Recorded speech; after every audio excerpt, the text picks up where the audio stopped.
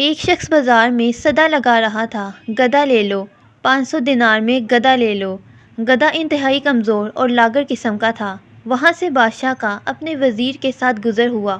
بادشاہ وزیر کے ساتھ گدھے کے پاس آیا اور پوچھا، کتنے کا بیچ رہے ہو؟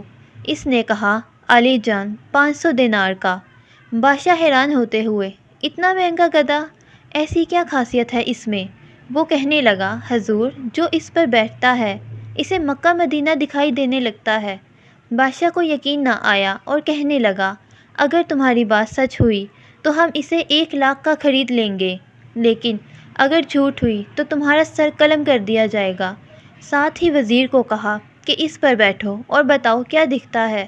وزیر بیٹھنے لگا تو گدھے والے نے کہا، جناب، مکہ مدینہ کسی گنہگار انسان کو دکھائی نہیں دیتا۔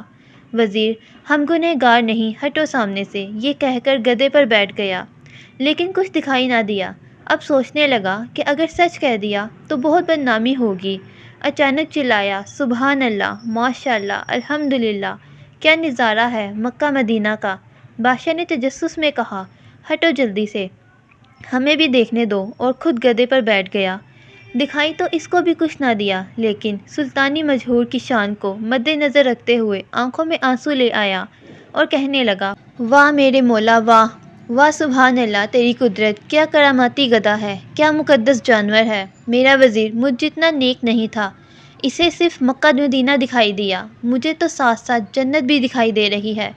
اس کے اترتے ہی عوام ٹوٹ پڑی، کوئی گدھے کو چھونے کی کوشش کرنے لگا اور کوئی گدھے کو چومنے کی، کوئی اس کے بال کاٹ کر تبرک کے طور پر رکھنے لگا، وغیرہ وغیرہ۔ ذرا غور کریں، یہی حال کچھ ہمارے معاشرے میں بس رہے کچھ جعلسازوں اور مکاروں کا ہے، جنہوں نے دینی اصلاحات اور دین کے نام پر فریب دینے کا بیڑا اٹھا رکھا ہے، اور سادہ لوح عوام بھی اندھے کانے بن کر پیچھے چل پڑتے ہیں۔ اللہ پاک ہم سب کو سمجھ اور عمل کی توفیق عطا فرمائے، آمین۔